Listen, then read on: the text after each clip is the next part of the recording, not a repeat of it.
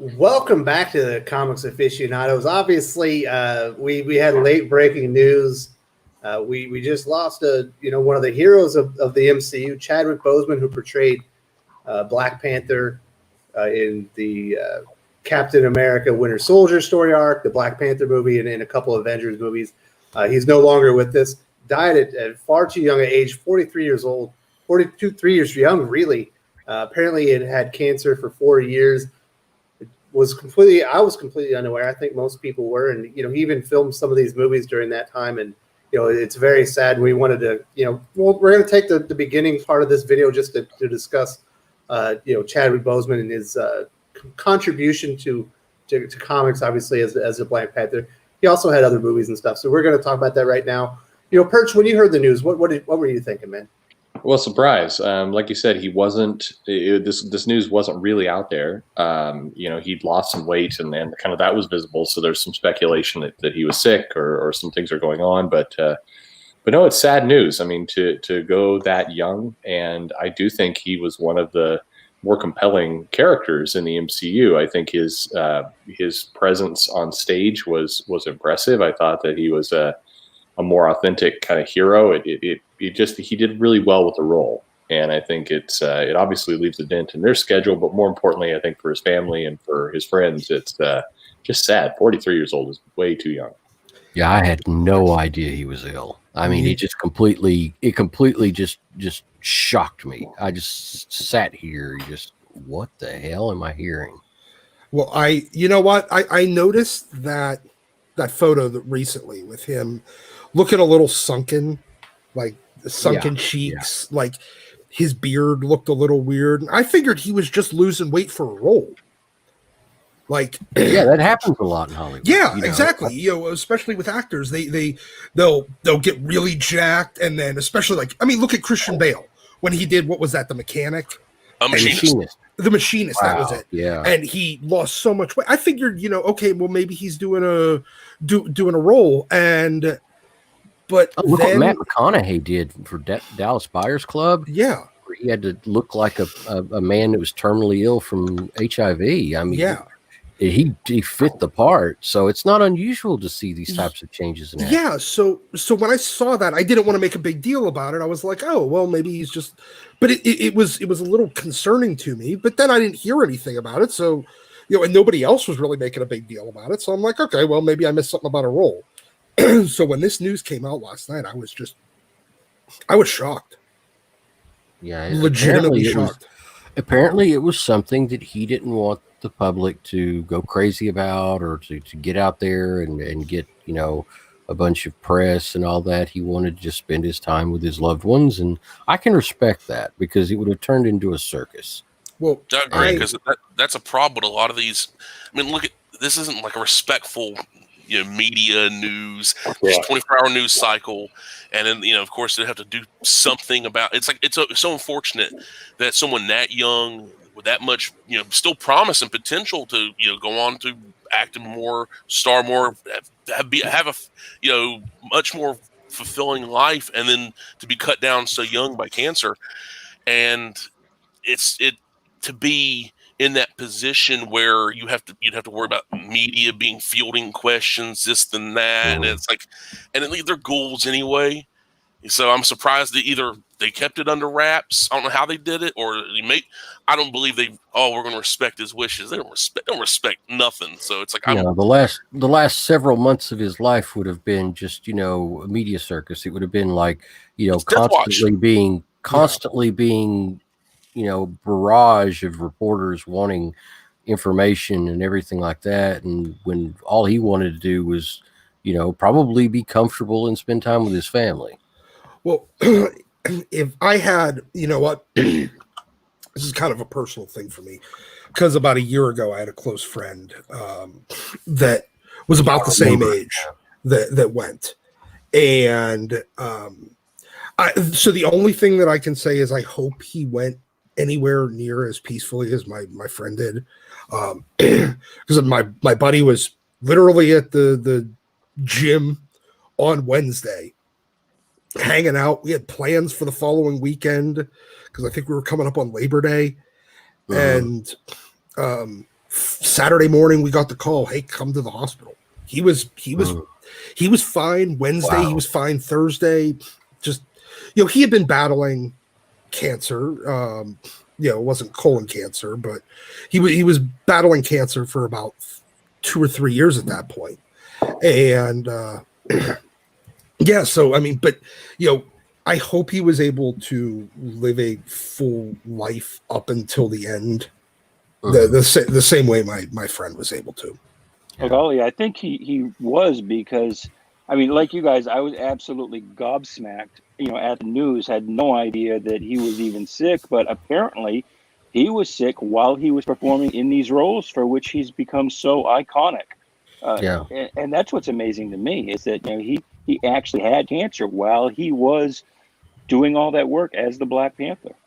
Yeah, I mean, I didn't personally enjoy the movie. I thought it was glitchy, but his other work is so amazing. Here's some good ones for people out there that want to kind of remember him or to experience what his 42, the Jackie Robinson story, is phenomenal. Also, Marshall, the story, it's the movie about Thurgood Marshall. It's fantastic. He really had a rich, history as an actor. And if people just know him just for Black Panther, I think that you're kind of doing yourself a disservice, and look back at some of the other work he's done. It's really, really quite good. It's really, really good. He does have a good resume. I think his work, there's certainly with Black Panther, a lot of people for the MCU, there's elements that you like, you don't like, that a lot of stuff's in there, but the quality, he commits to the bit. You never feel, or I didn't feel, that Boseman was, that you could see him behind the Black Panther mask. He tried to really immerse himself in the character, and that's the mark of a good actor. And so I think, even if you didn't like other parts of that movie, right. Like Haley said, there's other movies that are great, and he really did a good job.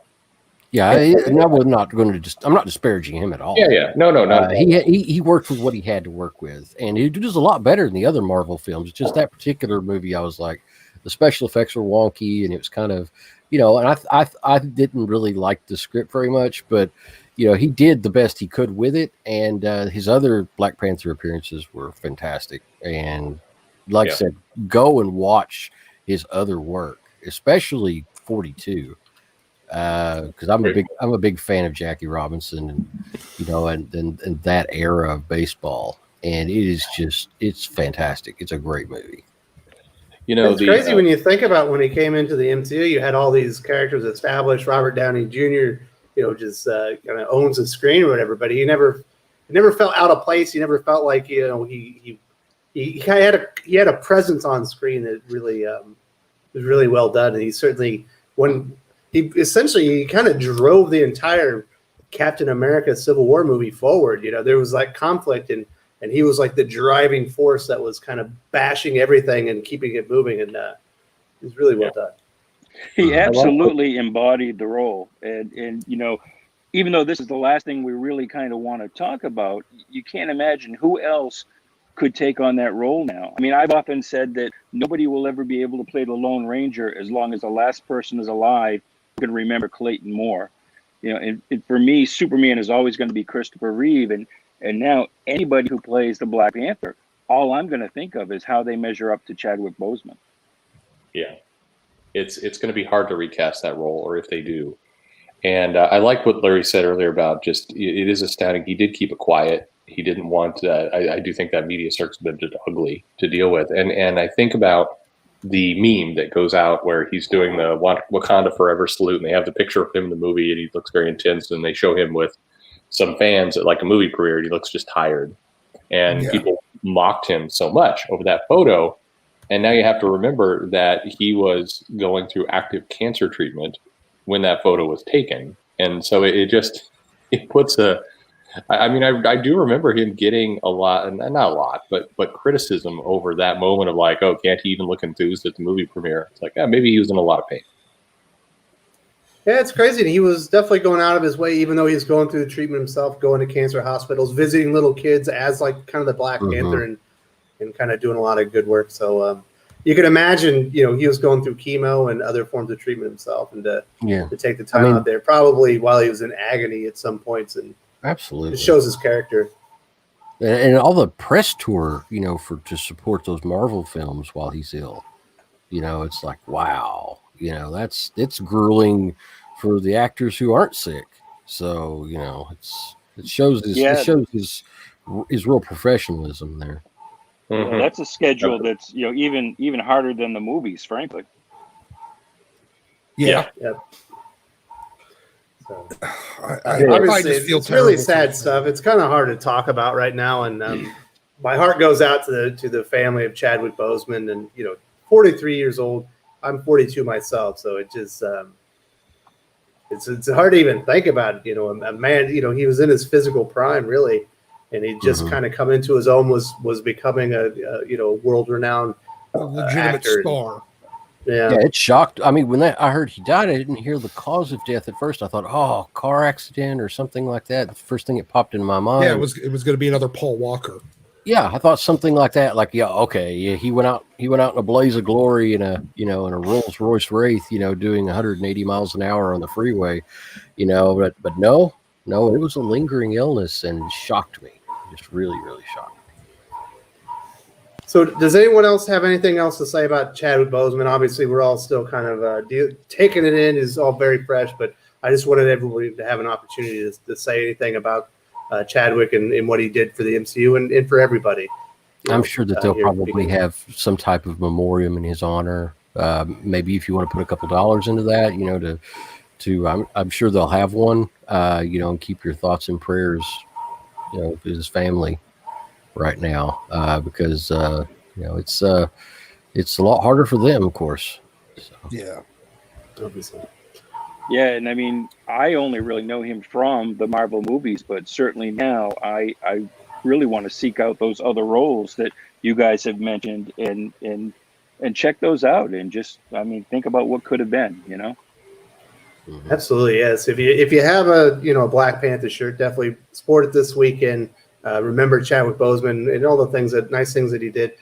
He was sick, and he was going out there trying to ease the pain of other people when he could have been selfish, and not that he obviously had a good character. And unfortunately, he did make more movies, but hopefully we'll all be able to appreciate all the work that is out there, and we can remember him for a very long time, because he certainly deserves that. And he made his mark. He did. I definitely agree with the recommendation Pele gave earlier. I think 42 is a good movie. Get On Up, if you're a fan of music, is very kind of well put together. Marshall is a good film. The Kill Hole is one of his earlier pieces. There's a lot of, like I said, he immerses himself in his work. If you haven't seen some of his other films, you are in for a good time. He really commits. 21 Bridges is a fine movie. You're going to get somebody who's really working hard to portray that character. So yeah. I think that 42 is on Amazon Prime right now, so you can watch it on Amazon Prime. Yeah, and I have heard that Amazon's going to make more of those films free for a period of time. Fantastic. His death. So go check them out, and Netflix has several as well. Yeah, so we're all very mournful here, but we do have another show, planned for today. So our hearts go out for the family of Chadwick Boseman, and may rest in peace. So, it's tough to segue on something like this, but we'll kind of get into the main topic of the stream today. And obviously, we are in unprecedented times with the pandemic going on. We have unrest all over the country. Things that we've never really seen before that are really putting the industry at risk. But this isn't the first time the comic book industry has been in a pickle. There have been other times when throughout history where the comic industry was on the verge of collapse or really on the brink of disaster, and they've come back. It's a resilient industry. It's a resilient medium. It's come back each time. So we're going to kind of go back through history and talk about four of the big events. If we have time at the end, there's a few other ones that we can talk about. These are kind of the four that a lot of people know about. So first, we are going to start with 1954, the Comics Code Authority. Paley, do you want to give us the backstory behind this one? Oh, what an ugly period of time. Not the 2-hour backstory, like the 10-minute. Well, actually, Doc did a real good job earlier, and he was talking about it. But the rundown essentially is that there was a lot of concern about comics and the influence on children. If you've, I suggest that every comics fan out there should get a copy of Seduction of the Innocent. It's been published to death, and there's also other such books and comics and stuff like that available that talk about it. But basically, there's a lot of concern about the comics industry. They're really pushing the envelope of adult comics at the time. And I think, and rightfully so to a degree, they believe that, this was being marketed towards children, not necessarily adults. And I think it was more a story of both. And so there was a lot of backlash that occurred during that time. And there was a tremendous amount of outrage, I guess, outrage mongering and stuff like that was going on, where people were trying to stir it up a lot more than was necessary, kind of political points. And it looked like publishing, as far as comic publishing, was going to die. It was really, horror comics were really popular. True crime was extremely popular at the time, and you ended up with a situation where, well, God, what are we going to do? We have, the publishing industry is going to collapse around comics. What are we going to do? And so, well, what we can do is police ourselves. Otherwise, we're going to get hammered. And so they came up with the Comics Code Authority, where there was a specific set of rules that you can only, have these particular. You can't have these particular instances of gore or or particular actions or anything like that in the comics, and you have to maintain a wholesome and I guess upright position as far as the comics that you publish. You can't portray certain things anymore, and or you'll fall outside of the Comics Code Authority and it could be actionable. So go ahead. That's the long, which I think is completely fascistic in the way we went about it. Yeah, there was comic book burnings. You had parents, you had fathers coming back from war that had been away from their family, especially Pacific Theater, at least PTSD, if not had to kill any number of people. And there were instances where people coming back from the Pacific Theater, where people in the Pacific Theater were actually sending back the Japanese skulls. They would polish them like a predator would, like a trophy. There's evidence of this. There was a Life magazine article of a woman who got a skull sent from Japan, from one of the Japanese battles. A guy killed a Japanese soldier and then took his head, and him and a bunch of other soldiers signed it in Marines and sent it to her. And apparently it really aggravated. So this violent action that was happening there, I'm thinking these guys they didn't have HBO, they didn't have Call of Duty, didn't have any of this stuff. So everything is going to be, sanitized and censored to one degree or another. And you have EC come out with the crime and horror. And it's like, you want to punch somebody, instead you just go to Call of Duty and play that, or go watch, Boardwalk Empire or Sopranos. So, of course, the industry, their comic heroes have gone, superheroes are pretty much gone, romance comics, Westerns, but more timely DC, they're not going to be putting out, like stab a woman in the eye, decapitations. Let's play baseball with a human remains. Like, let's have the ball is foul play, one of the more infamous EC stories. So this was the only really place. You had pulps, but that was all text. This is visual. You had Tijuana Bibles, and you had Tijuana Bibles, but that's more pornographic as far as sexual situations. Same thing with bondage magazines and stuff like that. But comics, and so like in many ways, it was competition. And also you had these other industry types. There's cartoonist associations, the kind of like little kind of union groups, and they were like, "Oh, we're not like that trash. We're not anything like that." So they throw these guys, like the EC guys, under the bus, and then they didn't do themselves no favors, because they're these guys are comic creators in general or weird enough. So yeah, they didn't realize that they were peeing in their own bathwater, because exactly. It was going to come back on everybody, and it was going to influence the entire industry, not just the people selling horror. It was going to affect everybody. And it did. and it was a really rough time. Well, But we wouldn't have had the rebirth of the superhero genre if it hadn't happened. So yeah, True. but the whole thing was that, you know, Wertham was kind of a product of his time, and so was the resulting Comics Code Authority. It was a very transitionary period in American history. You know, as we said, there was all these people coming back from the Japanese theater. There's all the baby boomers being born. Cars are becoming much more central to the culture. You know, music is rapidly changing. We're changing from, you know, more operatic or not symphonic music to smaller, you know, big band. Big band. Well, From Glenn Miller to rock and roll. Yes. You know, the Pennsylvania 65000, stuff like that. You know. Yeah. And that was, you had a lot of things changing in the culture all at once, and a lot of the youth. Latchkey kids. Yeah. Parents, like you got women that were, you know, working in factories and stuff during the war. You had the, you know, like I said, husbands, you know, fathers off to war, and these kids, like the parents ain't around to actually educate them, teach them, show them, actually parent them. And like, wow, my kid stabbed somebody in class. Well, he was reading comics. He must be the comics. I'm not a bad parent. The comics are the bad thing. Get rid of the bad thing. Let's burn them. Like, let's have a book burning, guys. Yay.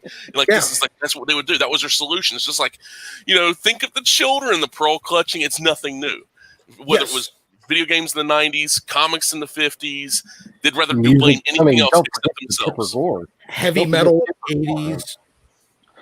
Well, it really was that you know, drive to seek out a scapegoat. But, you know, Wertham was kind of a crackpot, you know, on the level of Wonder Woman creator William Moulton Marston. I mean, his whole theory that because juvenile delinquents read comics, therefore comics created juvenile delinquency. You know, it was like, well, you know, all juvenile delinquents drink milk. Yeah, breathe air, drink milk. Does milk cause juvenile delinquency? But it was a different time in that, you know, the audience for comic books really was kids. You know, you didn't have many adult readers like you do now. Yes, during the war, you had the GI readers, the comics that were shipped overseas to the GIs, but most of those, you know, they didn't read comic books when they came back. That's why the industry kind of retracted after World War II, and the audience really was kids. I mean, you know, the conventional wisdom of the time was that, you know, kids would read comics for 3 to 5 years and then outgrow them. You had a whole new audience every 5 years or so. And it was a different time. You had the Hays Code in the movies. You had standards and practices in television. And I think it was, you know, with the excesses that were practiced, I think we can all agree some of that stuff, like the baseball game with the entrails, was a little beyond the pale. And during the Senate hearings, there was that famous part where they showed the cover from, I forget, I think it was a Shock Suspense Stories. Yeah, with the severed head. And Bill Gaines had to try and explain why he thought that was tasteful. And of course, he was strung out and had kind of a hard job doing that, and that's its own story. But hey, there was no blood. Yeah, that was funny. The way he, there's no blood here. I don't see the blood. But it feels like also it's like we could have held it up higher, you know, stuff like that. Because like we could have made it, you know, we could have done it, but we didn't. We had we're classy over here, EC. You know? No, but it really does. It's on brand for comics as a whole. So it's funny because, you know, you think about this event and you read through it, and I think a lot of people look back on it and go, yeah, this was kind of overreach, and all of the things that went on with the Comic Code Authority was ridiculous at the time. But simultaneously, you saw a lot of people within comics do an absolutely terrible job of defending themselves, like Gaines and like others. They comics people in many cases can't help themselves by putting on absolutely the worst defense for themselves and explaining things in the worst logical way to get themselves into more trouble. I mean, a lot of the statements and the things that were being made during that time were lunatic level. It's like the worst possible way to defend your business. Well, it was an era too where people were ashamed to be working in comic books to begin with. I mean, you went to a cocktail party, you didn't tell people what you did for a living if you worked in comics. And And so That's you how you take got that. Stan Lee as a name. It's like, save Stanley Lieber for the great American novel. I'll put Stan Lee on the kids' book stuff. You know, Yeah. that was Right, the whole right. point. So Yeah. if you've got a sort of an air where you're ashamed to say what you do for a living, and then on top of that you throw in all of these accusations about how you're corrupting children, yeah, it's going to be kind of hard to defend, you know, for people in that time frame. Yeah. No, for sure. I mean, it was an interesting time in comics. It's been represented in different ways, kind of one way and then another way. But it was a lot of dumb decisions by a lot of dumb people, and I just can't help but see a few parallels to modern times. And they also like throwing each other under the bus too. They like to throw each other under the bus when they couldn't defend themselves. Like, well, we're not as bad as those guys over there. You know, you're right. You're right. That's one of the little things about this that is often goes untalked about is that the comic industry itself turned on each other early and fast. And this was 50. And so this is one of those things that I Nothing has changed. yeah, it's like, you know, the stuff we talk about today, like, man, can you believe that people in comics are acting like this today? It's like, yeah, I can. You've got a 70-year track record of it. Yes, I can believe it perfectly because they've always done this shit. Yes. And what's interesting about it is really the lesson learned here, and the way that the industry survived was they adapted to the new rules and the new market environment that wasn't really put in there by, you know, specific economic factors or their customers changing. The rules were changed, and obviously it became the rise of the superhero comic, and how we kind of got the heroes that we have today became so prominent because it was you know, it was much more horror driven, kind of noir driven. So, you know, that's kind of one of the things that we have to say is that the comic book medium itself is really adaptable, and so is the industry. Eventually, you know, before it collapses, it will eventually have to adapt. And I think that's definitely one of the things that we learned on that one, Perch. No, absolutely. I think that is what we learned. And the one difference, like I said, there's a lot of similarities in the past to today and a lot of behavior that hasn't changed. But one thing that has is following this, and you said it earlier, love it or hate it, there were people who looked at the situation and said within the companies themselves and said, we're going to figure out a way to win under these rules and dig our heels in and put in the hard work. And in many cases, it took several years of hard work. But you did find a group of people who figured it out within the companies. And today it's like I still think that moment will happen, but it seems like people are still in that denial phase of, you know, there's certainly people outside of comics trying to do their own thing, make their own money, but within the publishers, you haven't hit that moment of recognition yet of if we want to win and survive, we're going to have to figure out a way to make these rules work for us. And that was one of those lessons. This was a fascinating time in comics. Seduction of the Innocent is a great book. There's a lot of, I would say, if you go and you look at some of the books that are written in the last 5 to 10 years, that is not the place to go, because there's a lot of revisionist history right now about this whole event. But you go back from, say, 2005 and before, there's a lot of good text on this. Yeah, Seduction of the Innocent is a great book in the sense that it's a really good bad book. You know? It's a great way to see what the thinking was at the time. Yeah. Keep in mind, I'm not saying that's your guide for what we should do. It's just it's a nice unfiltered look. I like it because I think there's other people who want to do similar things that are not so blatantly clear with their intentions, and this book gives you the gift of just laying it out. And it is funny in that book how. Go ahead. I'm sorry. Oh no, sorry. Oh, go ahead. No, you go ahead. I'm sorry. Well, I was just going to say, you know, the book is kind of interesting in that it does lay out some things that make you think, like, you know, the whole Batman and Robin thing. It's like, oh well, maybe I can see how you could get that, and then, you know, the interviews with the kids about how the kids actually call certain comic books headlight comics because of the prominence of the display of breast. So it was kind of a thing. But going backwards just a little bit, I think part of the reason why the comic book publishers had such a hard job defending themselves, again, part of that guilty conscience and comics being kind of ghetto work, was also that a lot of the publishers, Harry Donenfeld at DC, Martin Goodman at Marvel, they got their start in girly mags. And so, they were trying to make a turn to the wholesome and not really wanting anybody to dig too deeply into their past. Well, I mean, the United States is kind of interesting in the way that we look at sex, and it's Marvel not too long ago was still publishing stories in Playboy in Japan.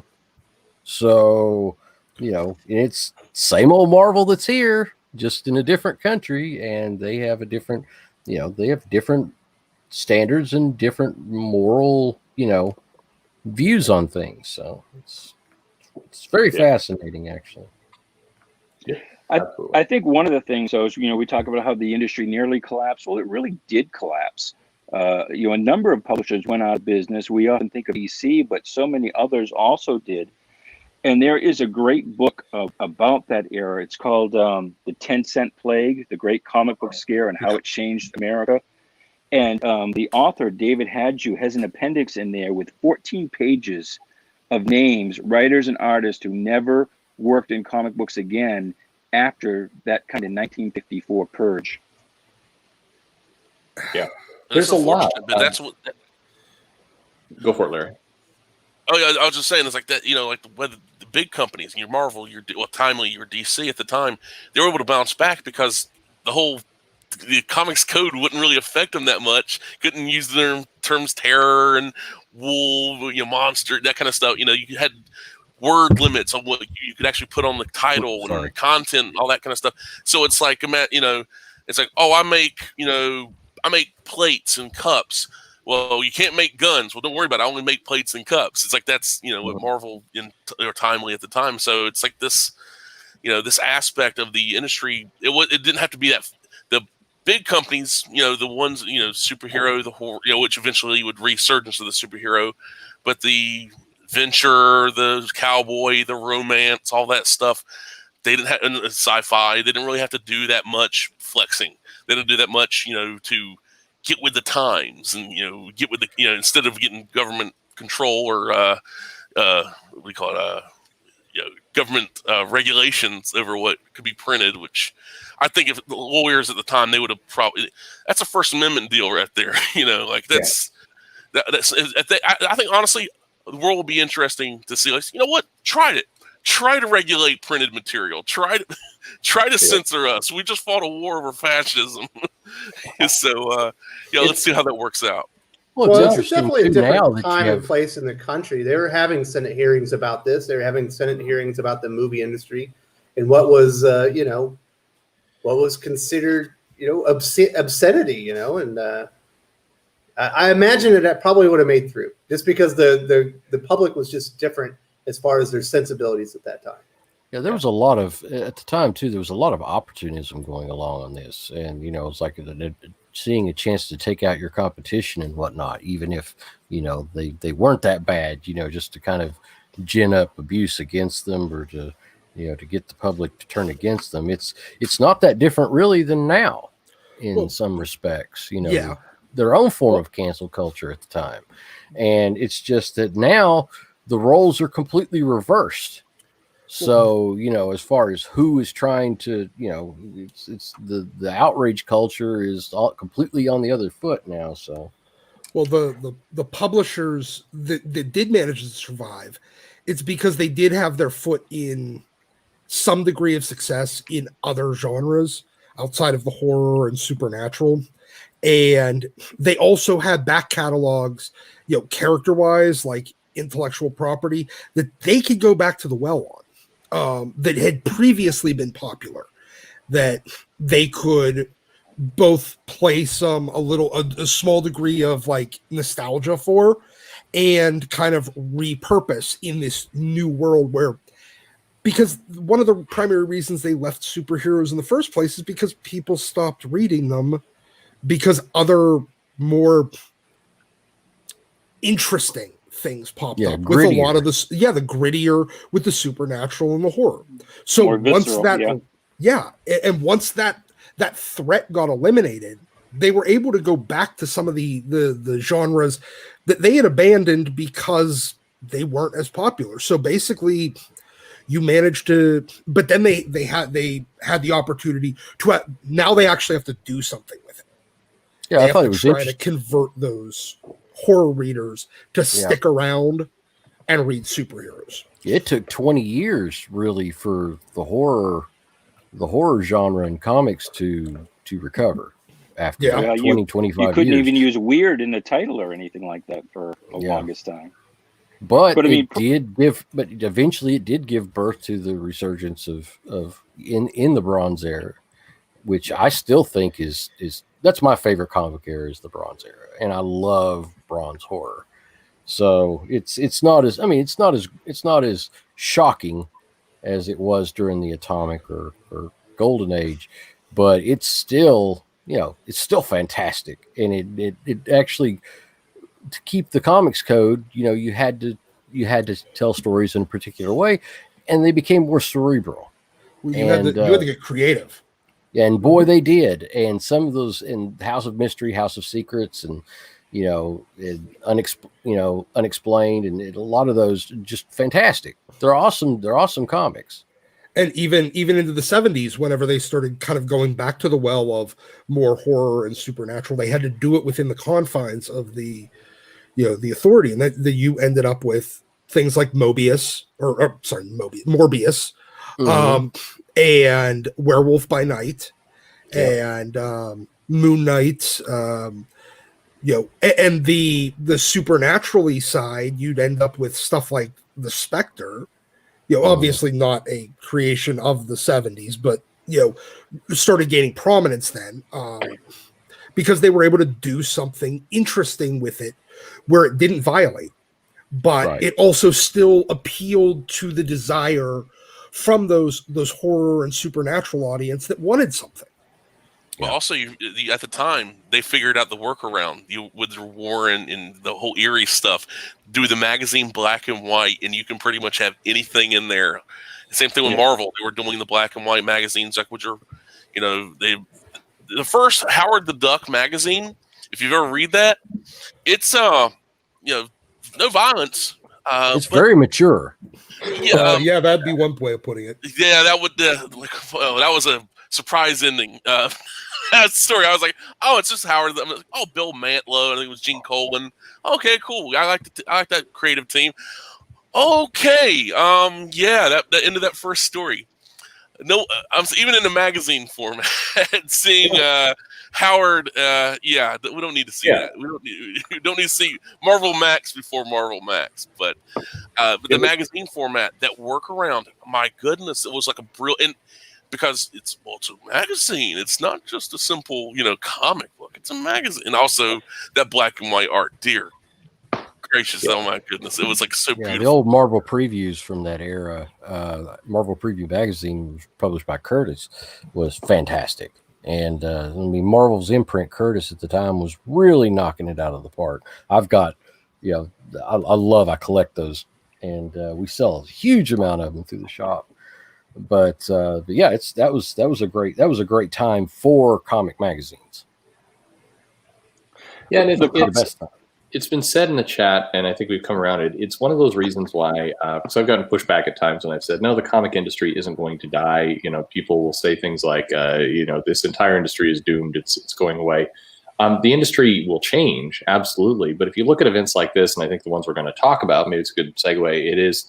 It is. We've seen comics go through these things before, and we kind of know what happens. We know that some companies fold. We see a bunch of, people kind of come in and go out. We see careers end, but we see comics find a different way. And so I think as you're looking at this, we've seen really rough times in comics, and we see them recover in very sometimes surprising ways.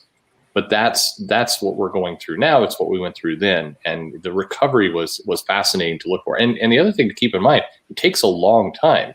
I think a lot of people look at comics now and expect everything to kind of bounce back or be fixed within 4 months. And we're talking about an era that was a decade or more.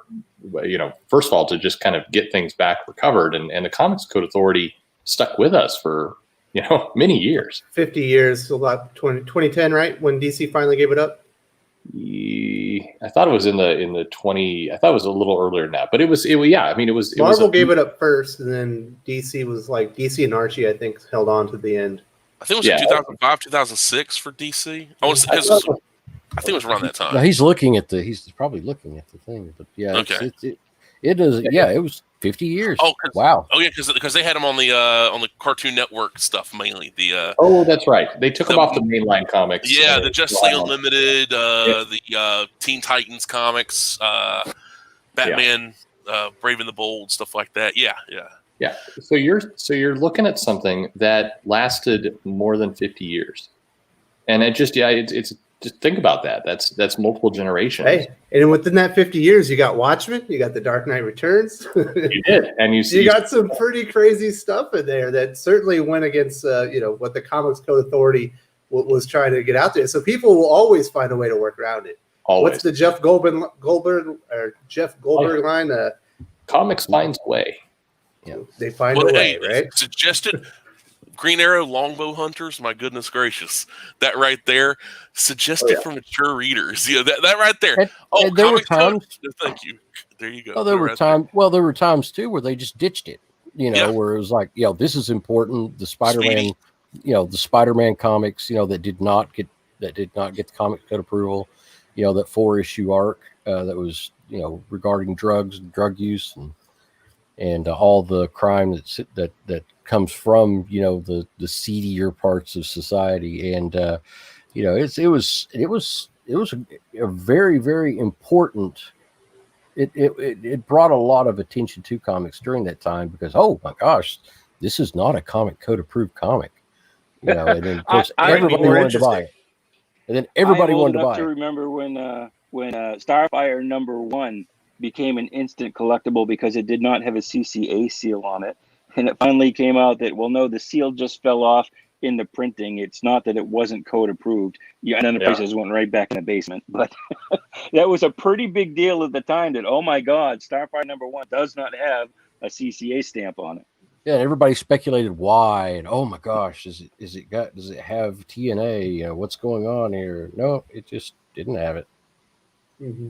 So definitely an interesting period of time where you started having outside influences try to dictate what the comic industry could produce.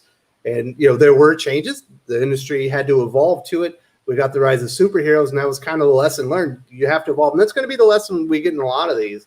Now, moving on to the next big kind of industry crisis that we have, and it's the DC implosion of 1978.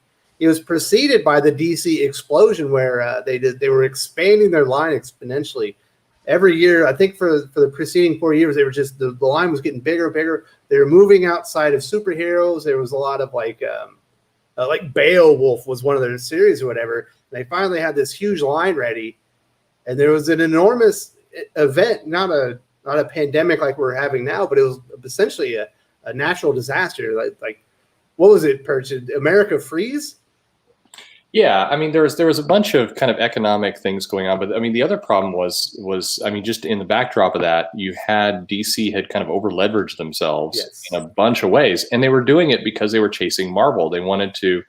It's funny, kind of just see if this sounds familiar. Marvel was making some real traction by pitching that they had comic books for everyone around 1975, 76. That was what they were doing. This is an accurate statement there, Black Cat. Anyway. Sorry, I'm not going to go off on that tangent, but you're so right.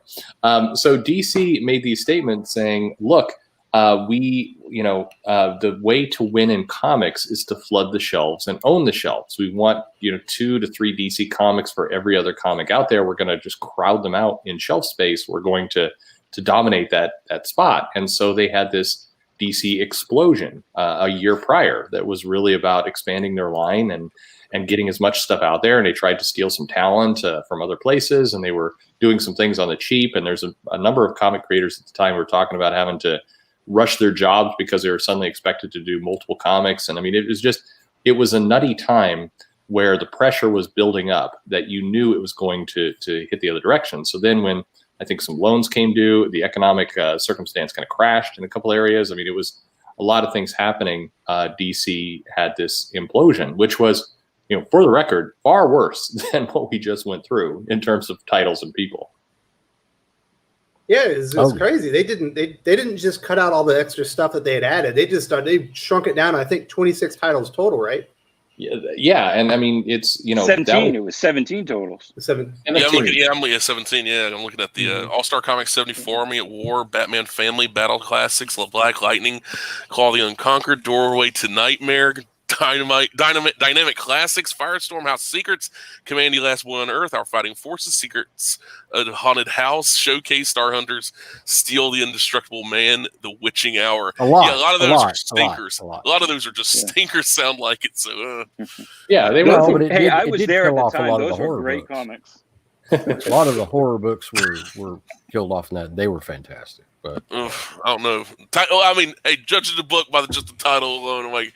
They weren't their core, I think, but there were some good titles in there. It was clearly their effort to expand, and it lasted. It was a year. It shows you how fast things can turn, and in addition to kind of the titles behind the scenes, it put a fear of the industry into creators that lasted their entire career. I mean, there were people in the 90s who are still referencing the DC implosion, and there were people who were getting deals for comics and wanting to try and put in safety nets because of this event. It was something that haunted the industry completely at the time. It left a lot of scars.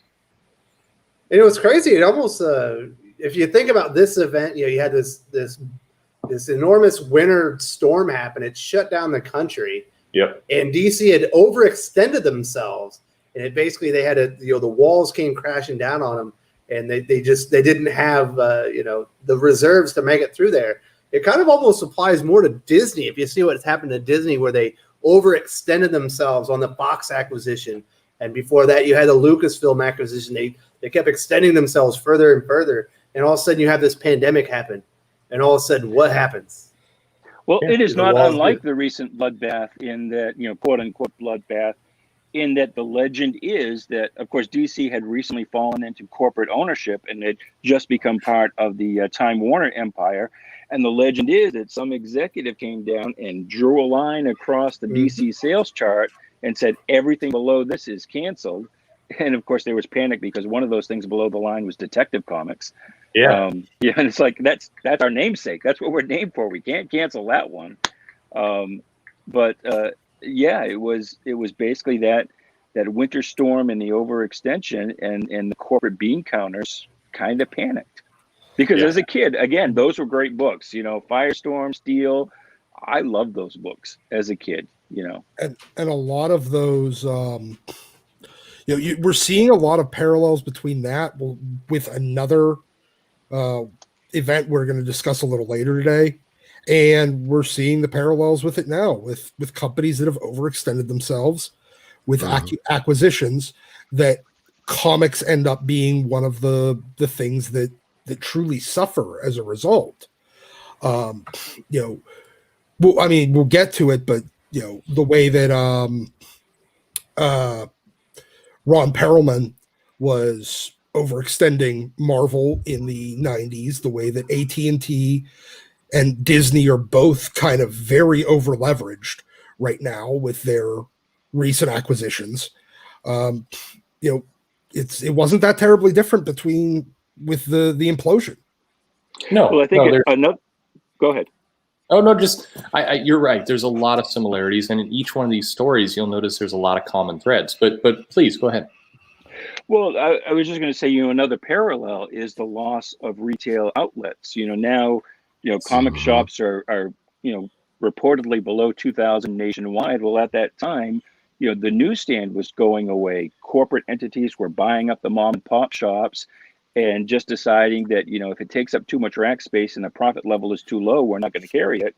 So newsstands were going away. And something people, I think, don't realize that it wasn't just the DC implosion. Comic book publishing was imperiled throughout the 70s. I mean, Paul Levitz has told a story of how when he started at DC Comics, it was just a job, something to do until he could find a better job. And his only worry was that the company was going to collapse before he found that job.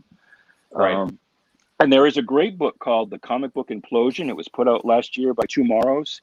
and it's all interviews and articles from that time period. And there is talk of Marvel and DC and the entire industry collapsing throughout the 70s, long before the actual implosion. There's this book is just replete with examples of people absolutely terrified that the entire industry is going to go away at any moment. And if you listen to a lot of YouTube channels, then you get much the same rhetoric today. Well, the one thing that I wanted to point out was, there's the internet meme of, good times create soft men create bad times create hard men create good times, repeat.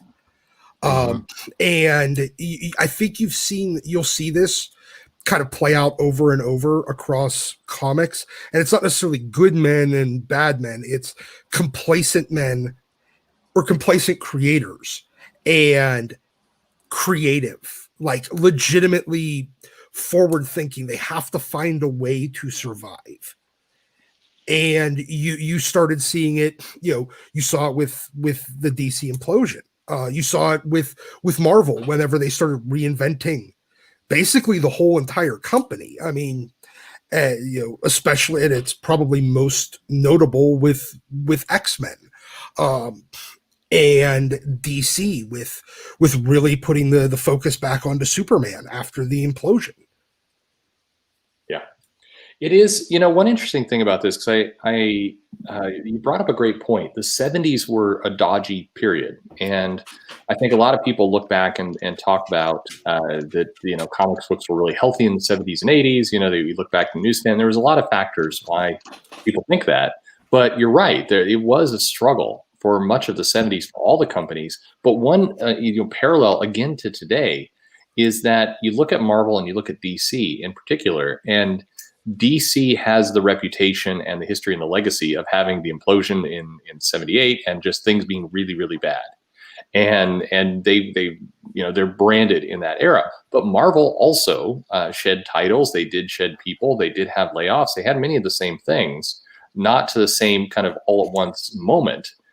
But it's again kind of another parallel today where DC is getting a lot of bad press for everything they're going through, but Marvel's going through many of the same things. It's just happening a little bit more under the radar, and it's interesting to see how this, close to 50 years ago, it's very similar in just how it's playing out. Yeah, you end up with. You end up with Marvel. Marvel got lucky because they didn't have a corporate bean counter come in and force them into the change. But they saw it coming down the line themselves. They saw the same implosion coming. They just were a couple of steps ahead. Yep. With making changes before a Marvel implosion would have had to happen. Because they were able to move slower, I think, and a little bit at their own pace, and they were able to just quietly cancel things. And it seems like a great parallel to what we're doing right now. Yeah, they had more of an opportunity to make deliberate action instead of having their hand forced. Yeah, and I think we're seeing a lot of the same thing now. Whereas, with the AT&T acquisition of DC, they're getting kind of forced into it from corporate overlords, whereas Marvel right now, they can see that their corporate overlords will be coming for them if they don't do it soon. But right now, they're too busy trying to salvage their big money-making divisions, which are their theme parks and film. Sure. Yeah, I think that it is. I don't know. It's interesting to see how the two companies play out, and I think the effect it had on the industry.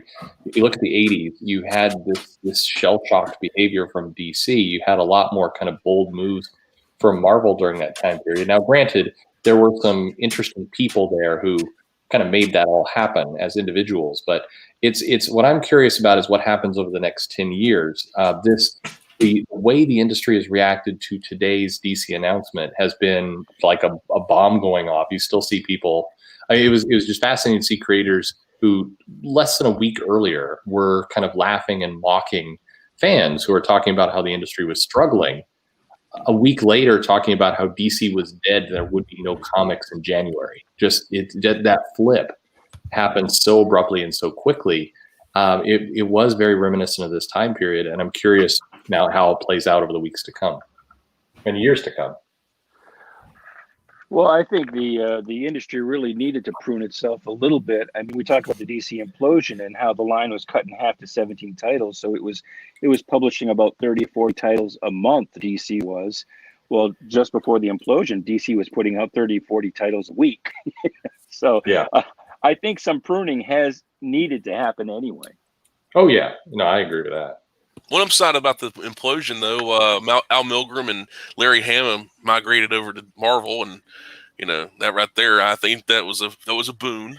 But there really ain't much else. Like, well, this happened, but as far as the implosion goes, I mean, we can compare it to now, but nobody learned any lessons. But you really can't. I mean, in many ways, I mean, how could you predict a global pandemic and all this? Well, how could you have predicted the storm in '78? Exactly, that too. It's like that.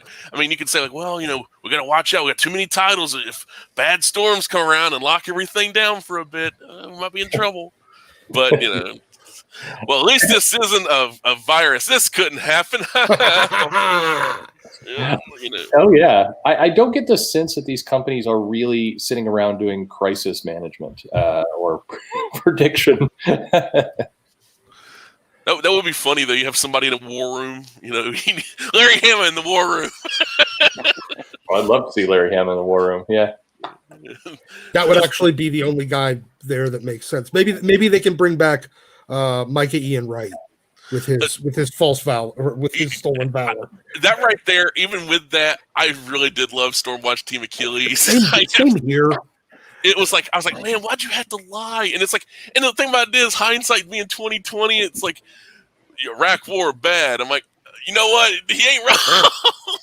Well, that plus I'm still pissed off that I never got issue 24, even though I'm gonna say Portacio's best comic art ever in that series. Yep. That he mostly colored himself. But that right there, it's like when people say, "Oh, I want a war comic, I want a superhero comic," combine the two, boom, there you go. And nobody's ever, to me, in my opinion, come as close to being as perfect in the two the peanut butter and chocolate mixture that was Stormwatch Team Achilles. Well, we could pretty much do that about all of early 2000s Eye of the Storm era Wildstorm. So they managed to hit every note well. But we're getting off track from the implosion here. What for? I think it's fun with the previous crisis that we talked about. The Senate hearings and the Comics Code Authority. It's fun to play what if games. Like, what if that hadn't happened? Would we have got the Silver Age superhero revival?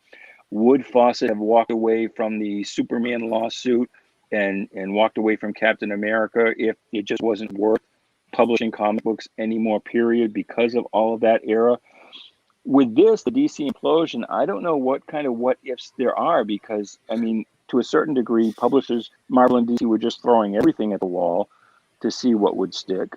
And a lot didn't anyway. And I don't know really how much long-term actually changed as a result of the implosion. Well, they certainly concentrated on their core line and reinvested into their main characters. For DC did, and Marvel essentially they significantly evolved in that period with a lot of the where we were talking about before with like Werewolf by Night, Son of Satan, Ghost Rider, the more supernatural-y stuff, and with changing X-Men and relaunching that. I think a lot of those things, they had already put themselves on a good path at that point. Well, I think Jim Shooter put them on a good path. Jim Shooter came in and made the trains run on time, because Marvel was kind of a frat house, before Shooter came in. Between Lee and Shooter, Marvel was just, everybody free love, do what they want. Well, when did Shooter become EIC? What year was that? That was later in the 80s. Yeah, I thought it was closer to 1980. Yeah, I think Shooter was. I'll categorize this really poorly, and I'm forgetting the name of the person who preceded him immediately. 1978, he became EIC. Oh, I was completely wrong. 88. Okay. So Shooter was an expansion guy by nature, and I think that's one thing that gets kind of overlooked in him, because people talk about him with setting the culture and other pieces, and that's maybe the more that's been what I think he's talked about more in recent years. But the factor I think with him that caused a lot of Marvel's success in the 80s was more about the way he viewed expansion. He viewed that comics could go into other places. He viewed that, you could do merchandising tie-ins. Not all of them went well. I mean, Dazzler is an example of that, but he viewed comics as more. And I think when I hear people kind of credit Shooter, it irks me always a little bit, because they talk about the kind of the social and the culture side of things, but I think his real gift to Marvel and to comics was that he pushed comics to do more, be more places, have more stability as a result. And a vision. And it really paid off in the 80s. I mean, Secret Wars is one of those crazy things, because there are people who definitely hate that event and think it was just a cheap toy promotion and all the rest. But it was one of those things that helped put Marvel on the map and give it a platform and stability that caused it to actually survive for a lot longer than it should have, until we got to the 90s. What's also interesting about this DC implosion, it's the event and the fallout that's the most similar to what we're kind of experiencing now. We see it at DC. They removed a third of their editors. They're shrinking down the line. At Marvel, they furloughed a lot of their editors. They're shrinking down the line due to this pandemic event, due to the DC implosion. Their line was too big. It was too overstuffed. They were too extended. When the event happened, they just had to cut it down back into the core of what they normally do. And that's kind of the way we're seeing DC and Marvel adapt to what's happening right now. Yeah, I think I personally think it's very interesting that during a pandemic, when people are bored and they're looking for any ways to be diverted and all that I would think personally that I would be pushing for more lines of comics, more content to be available, ratcheting up digital comics, getting the smartest people in the industry together for digital output, as well as really getting the subscription service back up and running if there's not local stores that are available for curbside service or whatever, and looking at different options like that instead of downsizing and slashing. Because you don't have to. I bet if they weren't part of a corporate entity, that's probably what they would be doing. But it's no longer their bottom line they have to worry about. Yeah, it's just very peculiar to me the way that comics reacted. It's just it reacted like an industry that doesn't really want to do what it does. And I think. Oh, sorry. No, I just get the impression that a lot of the executives at DC and Marvel really just don't want to do what they do. Well, it's not the executives so much; it's also the writers and artists. I mean, most writers today, they write as if they're writing movie and television scripts. They've completely forgotten, if they ever knew it, having come in recently, that comics are their own medium with their own sets of rules, and what works in a movie script does not work in a comic book. It just becomes too decompressed. But as far as the executives, that needed to be trimmed too. I mean, Marvel, DC, all these companies are a case of too many chiefs and not enough Indians. You look in the credit box, you've got an editor, an assistant editor, associate editor, group editor. I mean, it's not like the old days where it was just, Morton, Claremont, and Louis Simonson. That was basically it for X-Men. Claremont, Louis Simonson, but that was only like one title at the time. Well, two. And Annie Nocenti.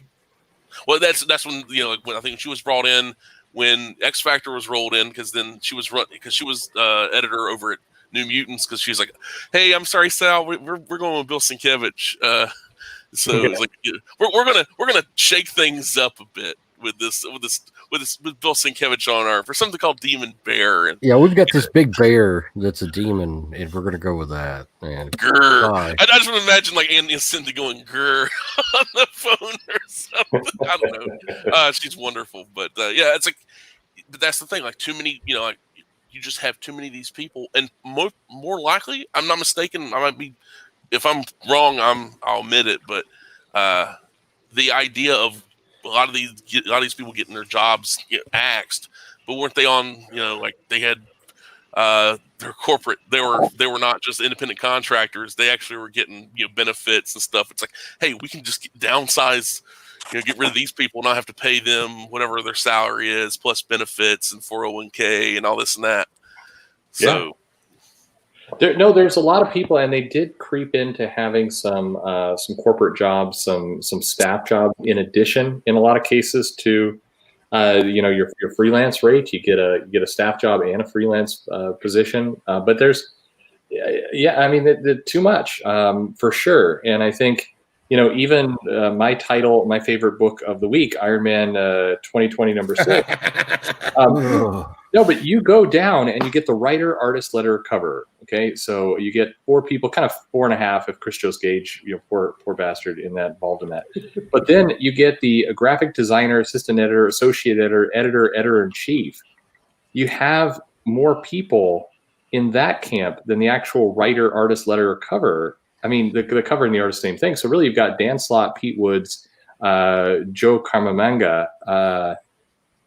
I mean, 5 to 3. That seems backwards to me. You've just got way too many people there. Perch, you have to understand. All those editors, they include quality. Each one is like a filtering process. It just makes it better and better. Don't you understand? You're reading the comic wrong. You're reading the comic wrong, my friend. I can't. True.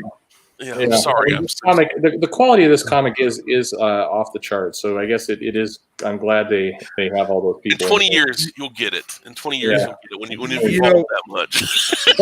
what is assistant editor Martin Biro? What are you doing on this comic? Like, were you getting coffee or were you getting high? What was happening when this comic was going on? Reading it. What the best version of that comic book would have been? The emails back from the editor, to the assistant editor, to the associate editor, to the editor in chief, to the writer. You don't even have to read the comic book; you just read their emails. That would have been. What if they're not real? What if the editors aren't real? Because we already know. What if these editor names are just variants of Akira Yoshida? What if these to get 3 or 4 paychecks just to do one job? Could be. I mean, it would explain a lot that these editors are actually maybe just a hologram on a mirror. It would fit that comic.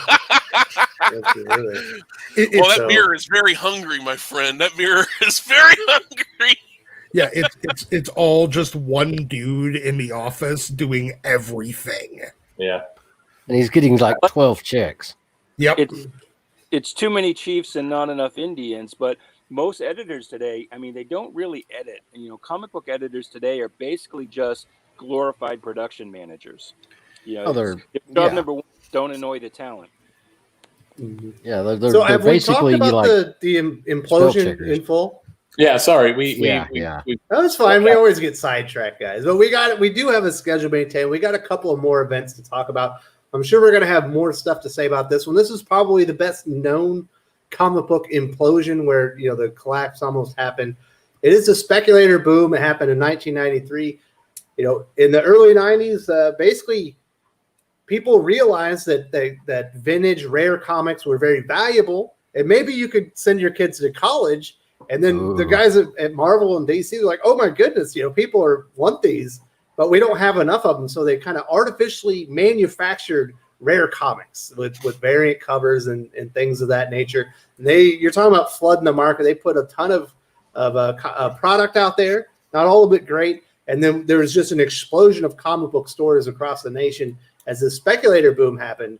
But then people realize it also at the same time this is happening, there's a boom in like collectibles as far as like baseball cards and football cards, and all of those kind of explode at the same time, and the price skyrockets.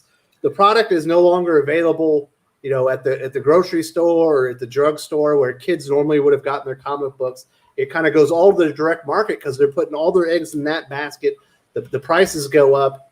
All of a sudden, people realize that these newer comics that were printed, you got 5 million copies of them. They aren't rare. They're not valuable. They've all been hoodwinked. They've been bamboozled. And everyone, all these people, these Johnny-come-latelys that really weren't in it for the comic books, they were in it for the investment exit. And we lose, what's the number? Is it 90% of direct of comic shops shutter at this point?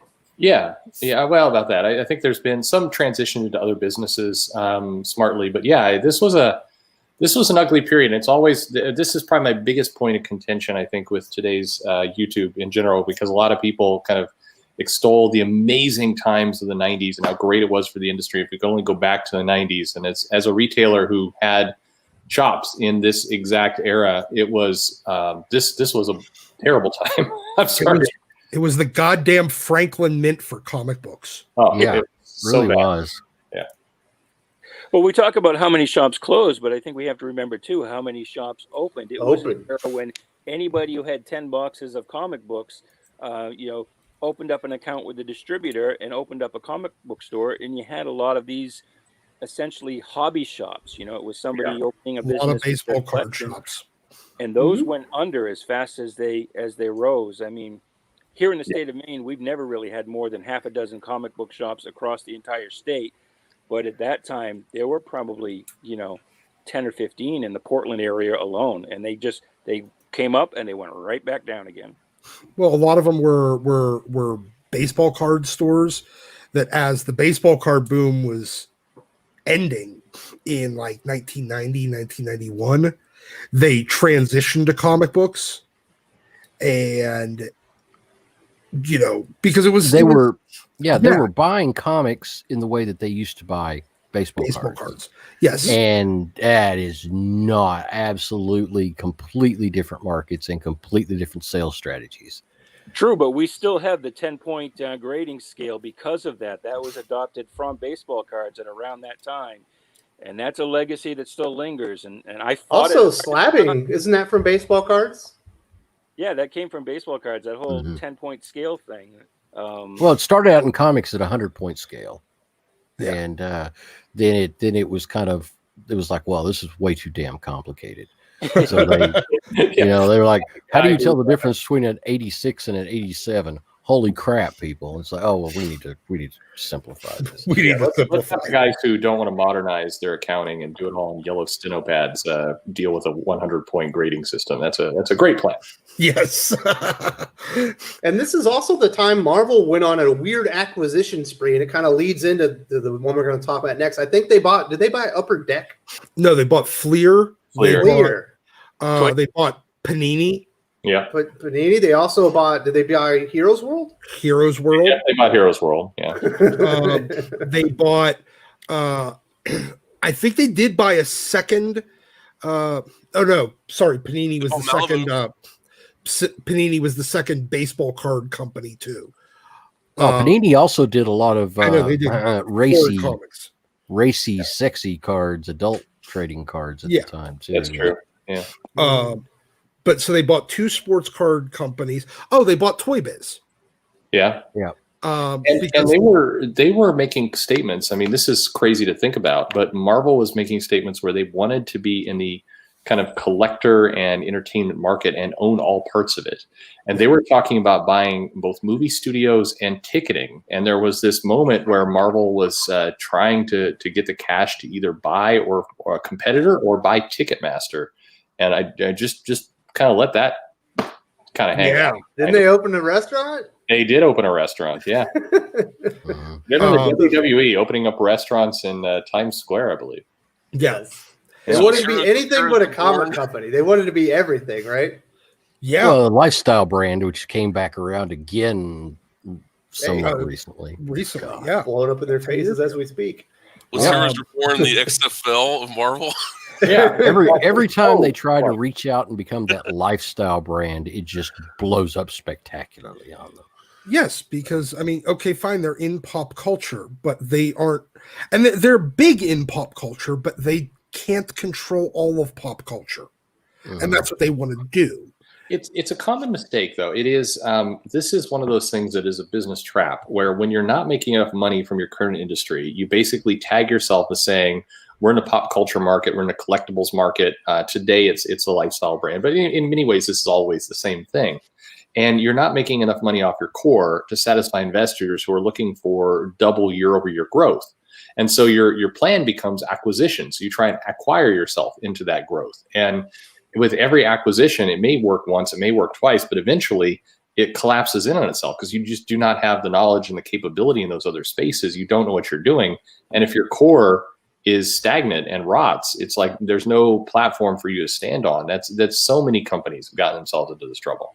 Yeah, I mean, it basically is like, I don't know if people remember that Waffle House tried to, start, selling all kinds of different food besides waffles, and they collapsed. And, every time in any kind of industry like this tries to diversify to that point, that degree into areas they don't understand, it collapses. So, yep. WWF, they went out and they started a football league. They had themed restaurants. They started a movie production house. They had I think they had their own music studio. They were producing WWF music. WBF, you forget the WBF, the World Bodybuilding. Gary Strider, wow. Yeah, and then they bought both of their competitors. Yeah, and continue to do so today. They're in many ways the WWF, WWE, and Marvel are fascinating parallels because they do a lot of the same things. I love that. WWF is their profits are earth-shattering during the time of this pandemic. They're actually more profitable somehow. Oh yeah, well, people they have no qualm. Hey, they did segments where mocking someone's death. Eddie Guerrero's in hell. Hey, let's do the pay-per-view after Owen Hart died. They have no problems exposing people to COVID. they also entered into a big deal with Saudi Arabia and stuff like that. I love the XFL Heroes Reborn analogy. I think that's a great one. Well, Rock just bought the XFL, so we never know. Maybe it'll come back. Yeah, oh, Lord. Well, if anybody can make it work, the WWE is absolutely successful for what they do. It is funny. It's almost like, though. I again continue to go with a parallel. They do very similar things to what Marvel does. The difference is the WWE seems to have a lot less shame at admitting it, and they just lean in.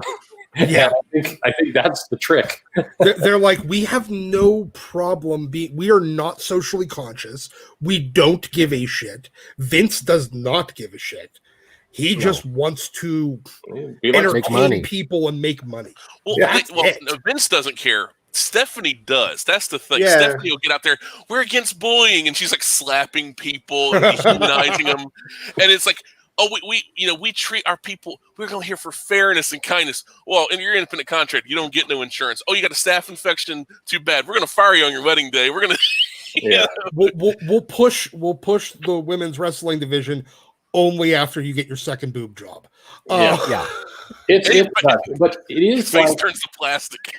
It is very funny though. So during this time, the speculator boom, obviously, they overextended themselves.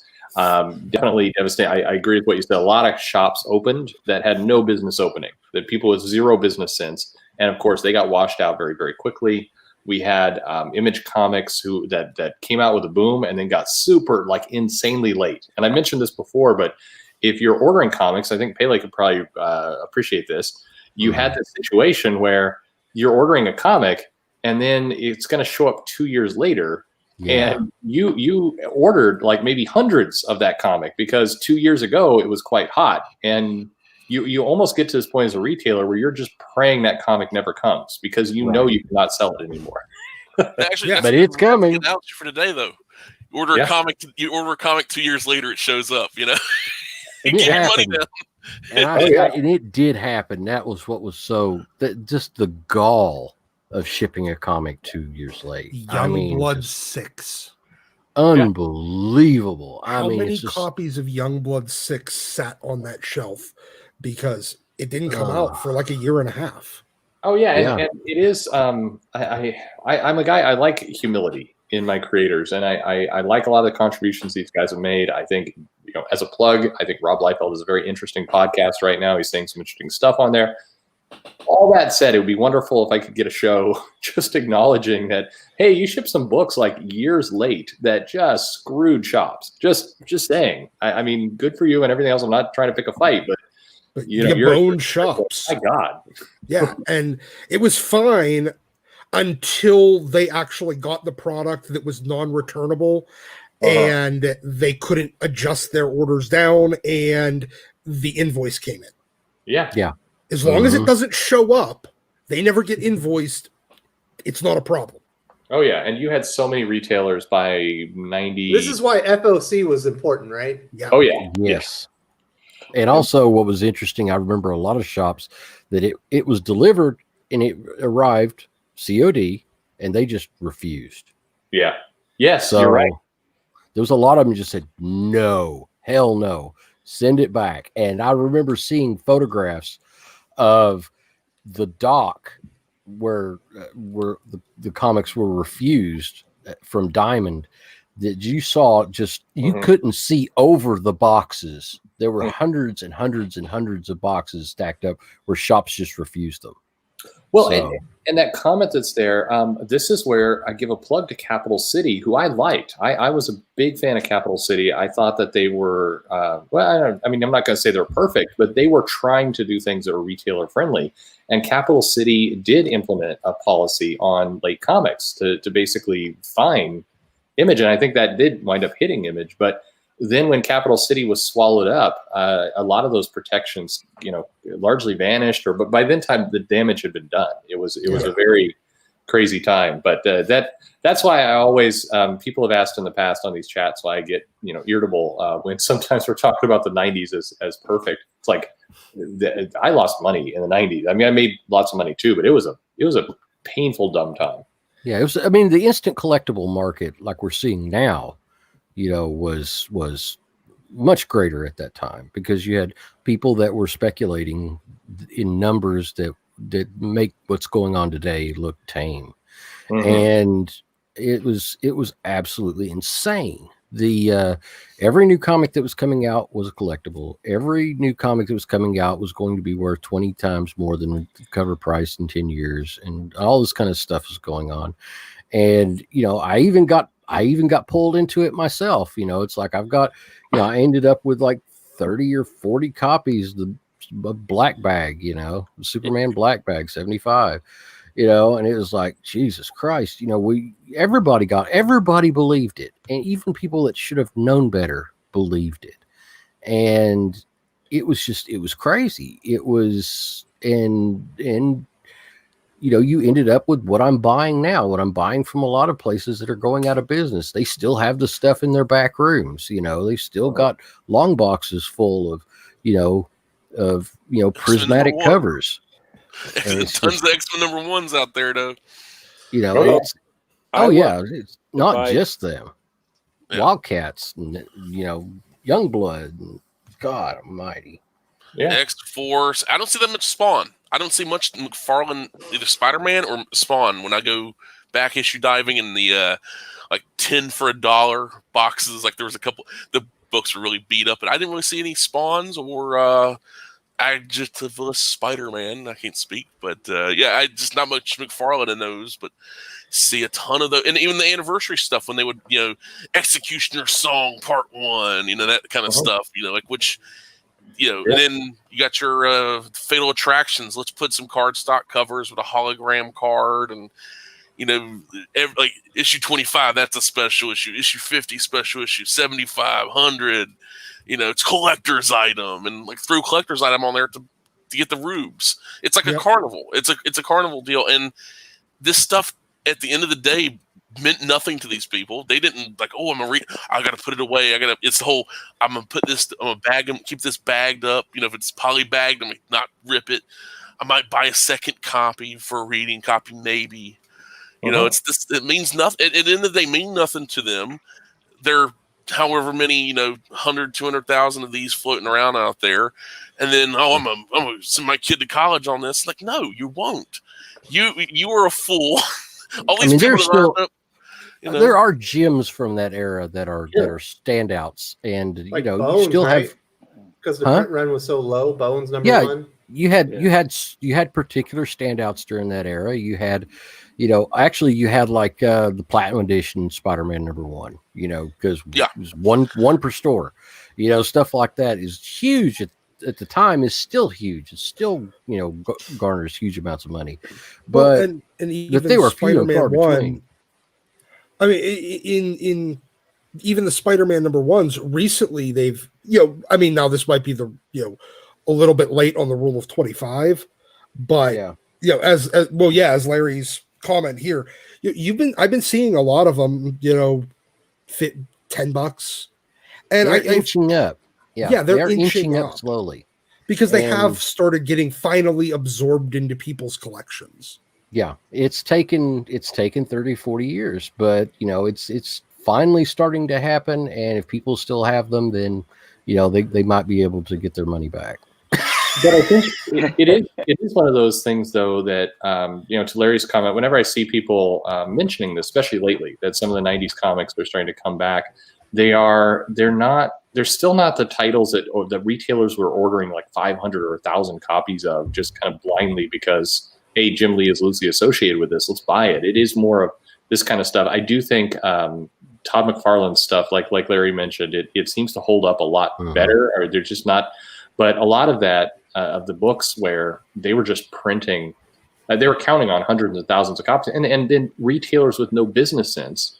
Going back to what was said earlier, you had people who shouldn't have been in that business who thought that ordering comics was just like a, round up to the nearest 100, which I had a guy in a city over who would order his comics that way. And I'm doing all this math, and the other shop's like, I just round up to the nearest 100. It's like, you're going to go out of business, my friend. I'm going to get those comics. You go for it. Yeah. It's pretty crazy. I'm sorry.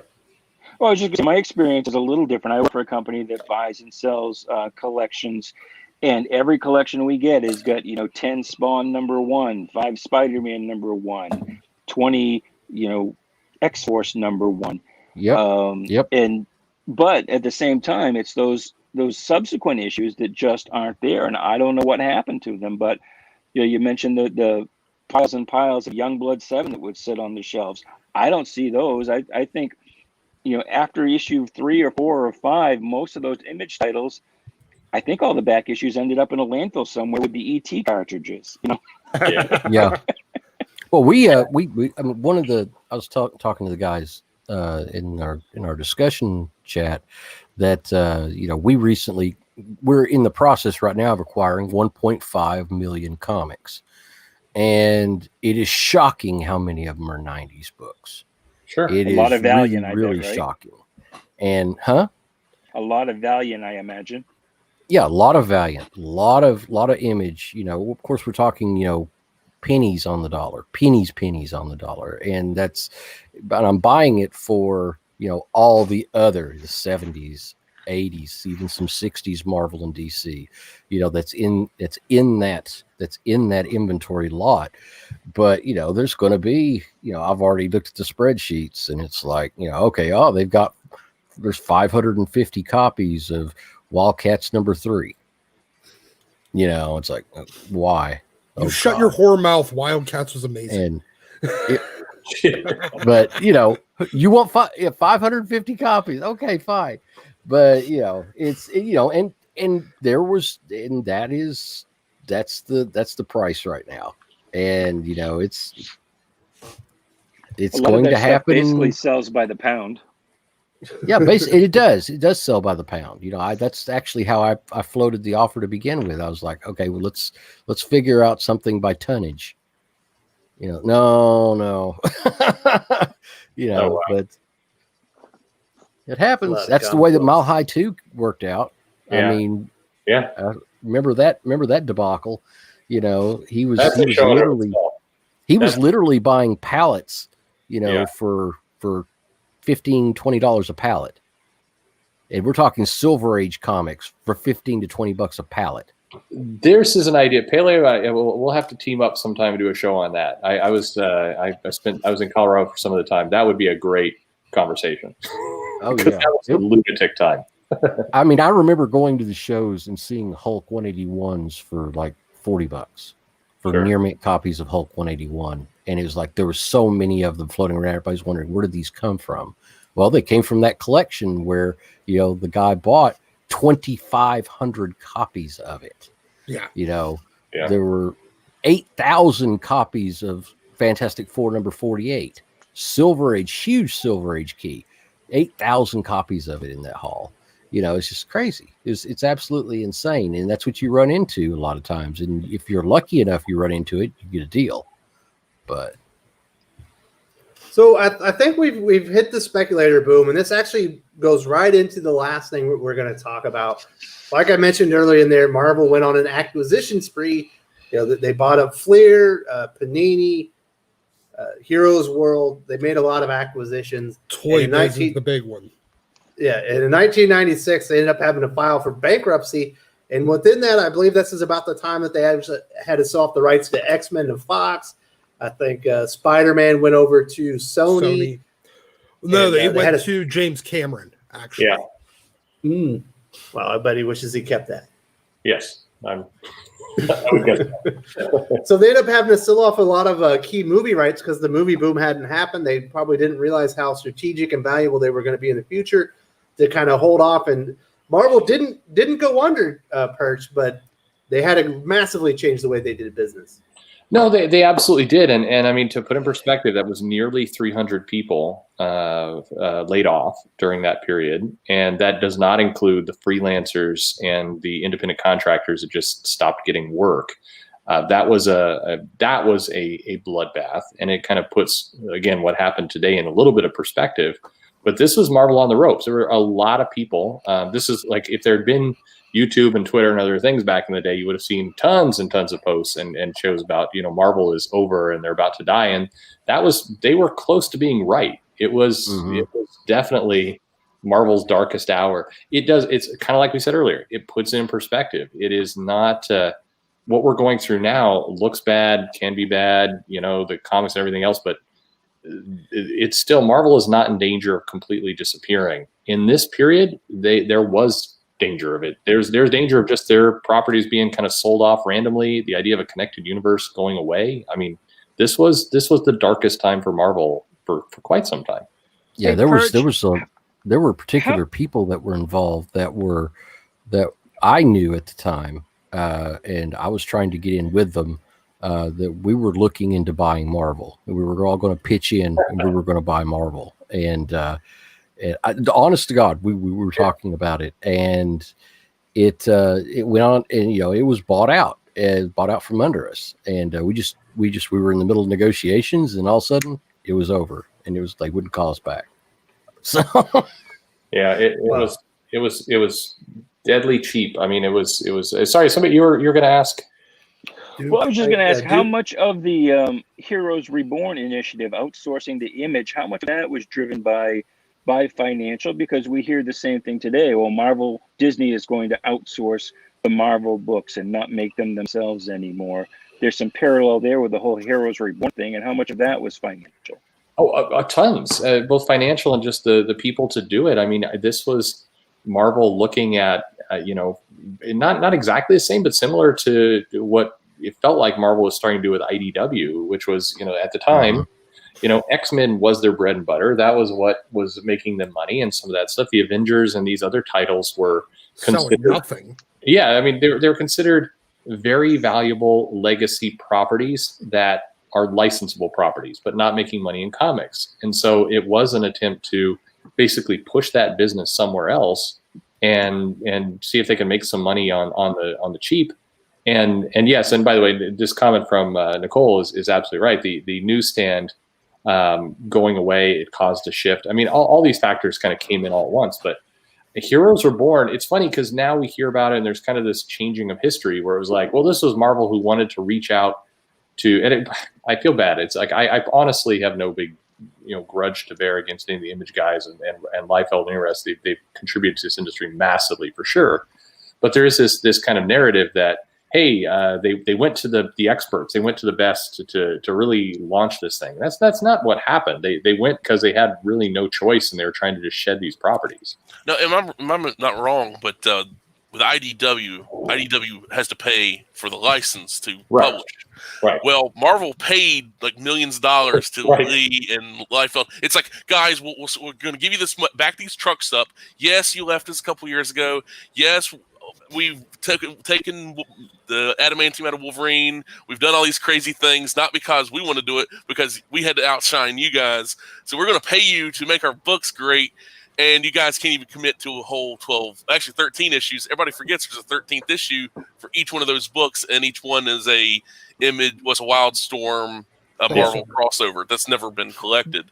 Well, but part of that, though, is Rob just actually covered that on part 3 of his Robservations on the Heroes World, or Heroes Reborn. He actually talked about that. Basically, the minute they hit bankruptcy, he got a letter in the mail saying, like, he got a phone call the next day saying, by the way, we're filing bankruptcy. A week later, he got a letter in the mail saying, we're disappointed that you took this 30,000 selling book and made it only averaging at 200,000. So we would like to keep this arrangement, but to renegotiate the dollar amounts. And he basically said, F off. And that's why he left. But Jim accepted the terms. That's the only reason. And then there was a whole lot of stuff with that. Go listen to that podcast. Super interesting. Put it this way, Jim. It is good, but there's a little bit of revisionist history. It is good, but you just keep in mind, you are hearing it from the perspective of definitely a vested party. And he did show. But Jim was essentially the reason why it didn't continue beyond those 13 issues either, is because Jim was a hair away from running Marvel, and Jemas and Dan Buckley changed the new management's mind. That's probably good. That's probably a good thing. I don't know. It's like Jim, as far as business runner, not so great. Penciler, great. I'm not going to complain. Yeah. But everything else besides that, I disagree. If you look at what he did to manage Wildstorm through everything, that's because he loved it. That was his. I understand, but he loved Marvel. Yeah, Jim from the time he was 6 wanted to be Stan Lee. It's true. I think though it's I don't think that would have worked out well for Marvel. And again, I'm going from what it was like in the 90s with some of the books and how the portfolio was run. Taking nothing away from the guy, but not everybody is meant to be everything. You know, you can be a great evangelist for your product. You can be a person that doesn't necessarily mean you're a corporate entrepreneur or business runner. I think Jim Lee definitely has some things he does really well. Being in charge of a major company. Well, I think we're seeing that now. And he's basically been failed upwards, right? In many ways, with that part of his business, and it's kind of a shame because I think he does have a lot to offer and a lot to add to comics, but increasingly his job is not that. And it's I don't know. It's an interesting way to speculate what could have happened. There's a ton of kind of different stories around this period and the bankruptcy and kind of everything that happened. And a lot of people, because they're still alive and invested, are everybody wants to kind of credit that they were the smart one in the room during this time period. But the reality is in the mid 90s, like almost everyone made mistakes, like big mistakes. And it was a period where there's not a lot of like perfect people in this situation who are doing it great. No, because and one of the things at Marvel at this point was nobody knew who was really running the company because they were constantly in a lawsuit over which of the creditors from Ron Perlman was going to get control. And was Ron going to keep control? Was some of the guys from Panini going to run it? And we ended up with Ike. That managed to come out of that with control. And then there's all kinds of more changes with more, upper management getting the other upper management gets thrown out as this guy gets a little bit closer to owning the company. And then the court changes its mind on something else. So those guys get fired because this other guy is temporarily running the company. Nobody knew what the hell was going on. Well, I was reading the previous on X-Men book about the animated series, and at that time they were, the creators were dealing with, corporate, and this is like, 92, 93, like they're still dealing with Marvel corporate telling them like, you have to do this, have to do that, and you had like Avi Arad, being like, you have to give the X-Men walkie-talkies with their faces on them so we can market them to kids, and this all this kind of this corporate synergy, and you're like, no, we're not doing that. But so they already behind the scenes with the the marketing side, with the toys, the cartoons, all that stuff, they already had that, the producer, executive producer, that power status. So when all this craziness is going on in the comic book side, and eventually it's like that scene from Apocalypse Now where Willard goes up to the guy in the trenches, all that stuff at the bridge, and he's like, so who's in charge of your soldier? The guy's like, ain't you? And he just runs off. There's madness and chaos going on. And that's what sounds like exactly what happened at the time. And I mean, with everything going on, what did and eventually led to the regime change, and then the Marvel Knights and Quesada, and then hey, he did well over here with this thing. Let's just go ahead and let him run the show, and it leads to us where we are now in today's time frame. But at that time, during the bankruptcy, and even throughout the 90s, I still remember getting a couple of issues of Grant Morrison's X-Men, the new X-Men run, on a spinner rack at a drugstore. Yeah. So there were a couple of stragglers out there.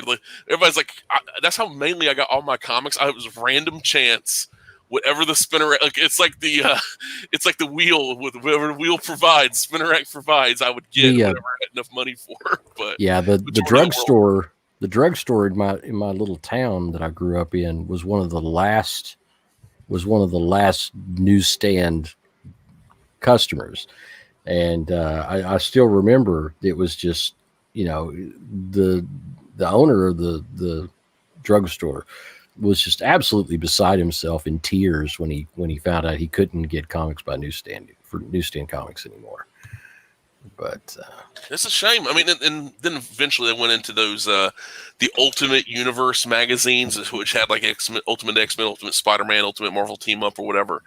And there was like $5, $10, whatever they were. But there's like 3 or 4 issues in, and like one had the Snoop Dogg movie Bones. It's a cover feature, and I'm like, what is this? Who is this for? But of course, that didn't last that long. But it's like they were still trying, even after the bankruptcy. They were still like, see what sticks. Let's try to, But that bankruptcy, this is honestly, this is why there was and also in post, bankruptcy, like this, kind of corporate mindset, not necessarily creative mindset, but you gotta have a balance of the two. But yeah. It's pretty crazy when you read up on the bankruptcy and how it actually ended up becoming Ike Perlmutter's. Obviously, he had a claim, and that's why he was a part of it. But it's actually pretty shady. Like, it ended up happening on a holiday, and like certain people that should have been there weren't there when the decision made. It's actually like everything in comics. It's weird. And comics has always been dirty. You go back to the, like, hey, we're going to produce comics, but also our porno, our bootleg porno mags at the same time. It's like this, hey, if you don't sign the check, you don't get paid. You sign the check, you sign over your rights. You knew this going into it. It's like, yeah, you're starving. We don't care. You sign the check. It is true, actually, to what you're saying and what Wes is saying.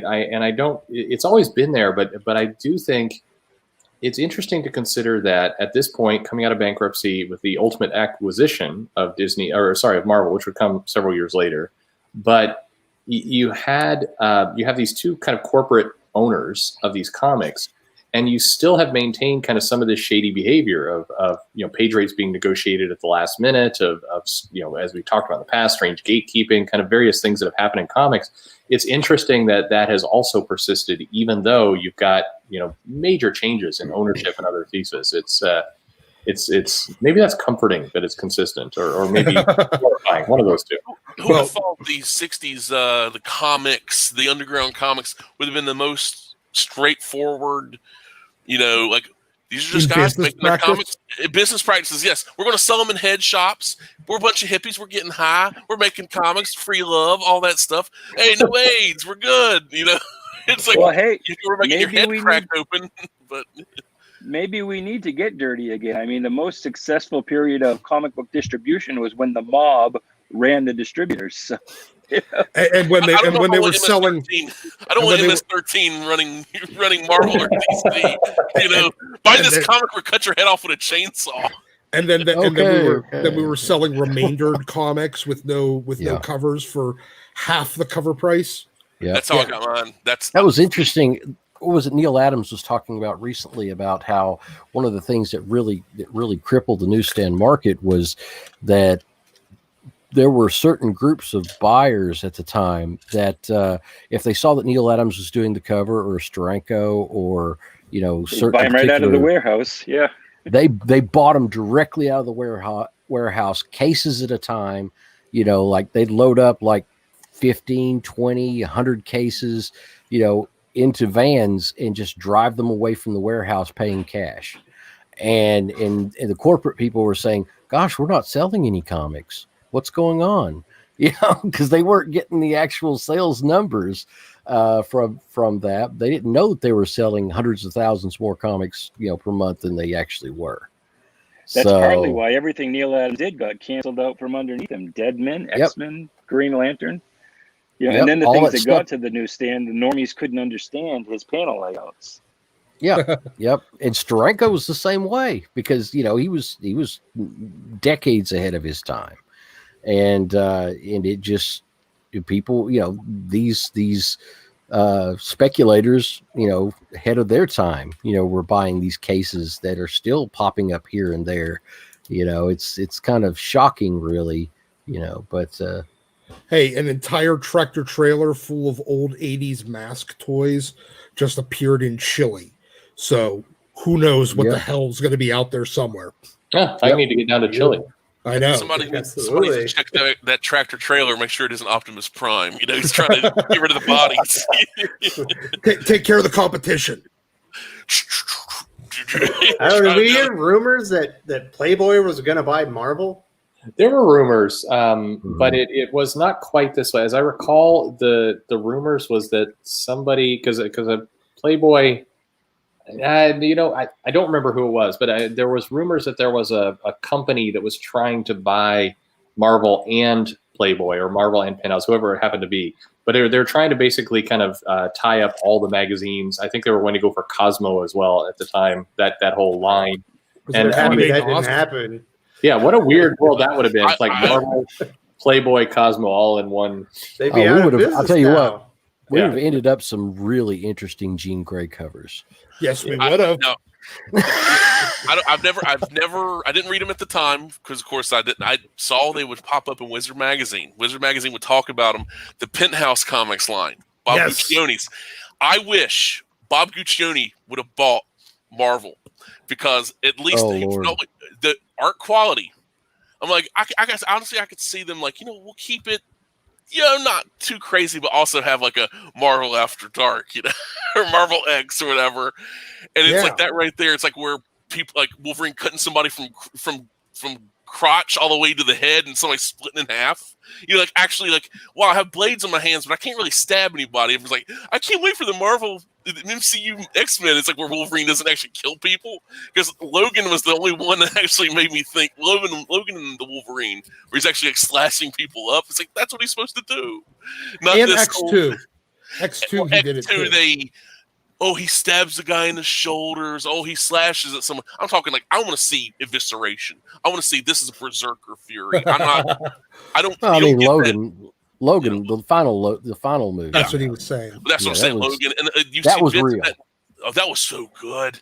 But it's like this a Guccione run owned Marvel. I think, you know what? It could, considering the quality of the Penthouse Comics line and the talent, and they actually paid people, that little detail.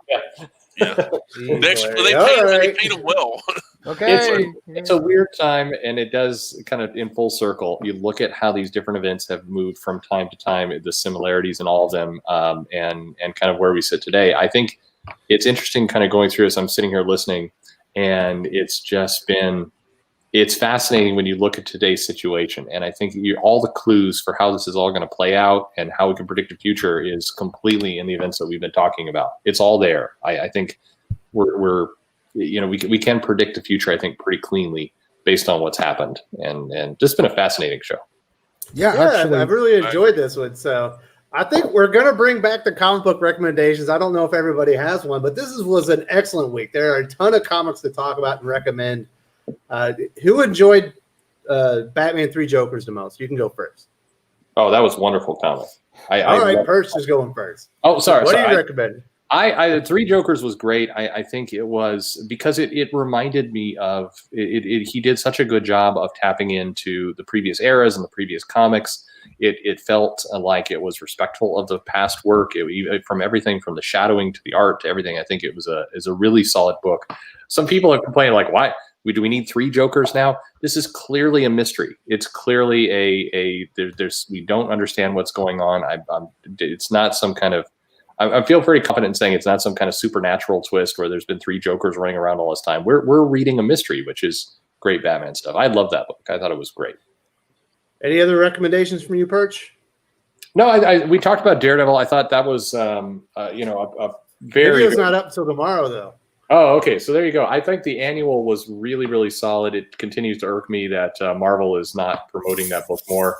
It's just it's insane. And no, I think there was some other. I like The Plunge this week. I mean, it's a comic we don't talk about very much. I think there was some interesting stuff in there. And the second issue of God Loves, Man Kills is out. The bonus material does not fit the price, but it's a nice classic story. No, there are some great stories where the comic industry gave and it took away this week. Absolutely. Iron Man 2020 obviously is the highest recommendation on the channel. Oh, absolutely. If you want to reach one of the worst comics of all time. All right, Doc, we're going to throw it to you. Let's hear about what are you recommending this week? Any good X-Men? Yeah, actually, I'm highly recommending Hellions.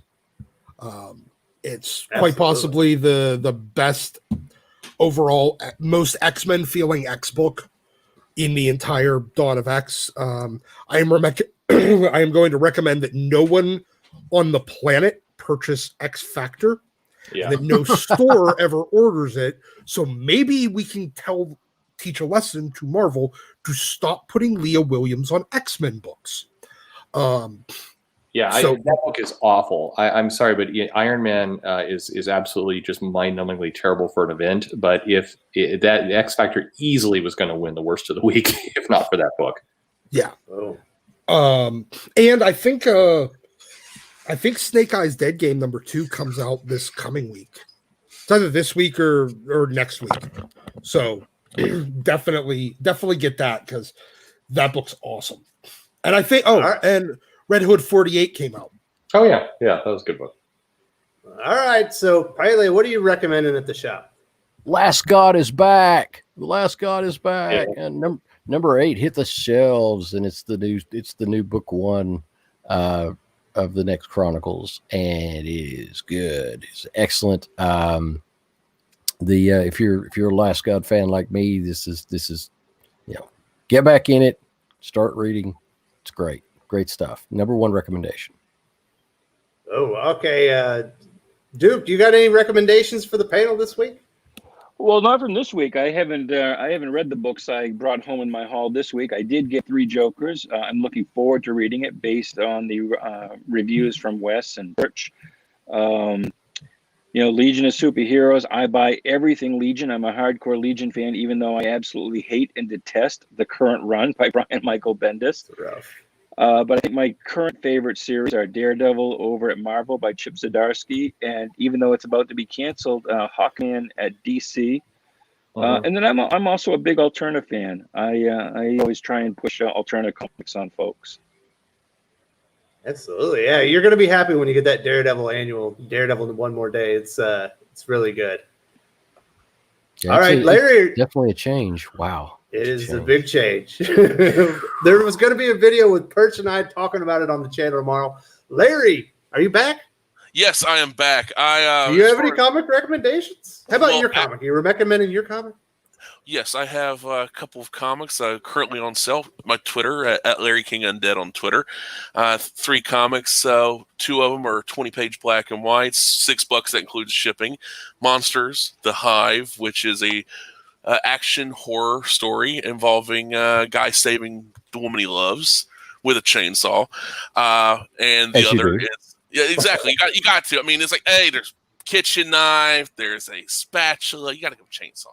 As you, The other, Flapjack, Grave Concerns, a crime horror story, and it involves Flapjack, pancake-headed guy, and his vampire girlfriend trying to make their lives better, and in a way, kind of failing at that. And then the third is a 84-page black and white digest size called Rootung Adventures. 3 stories packed in there, all black and white, all illustrated by me.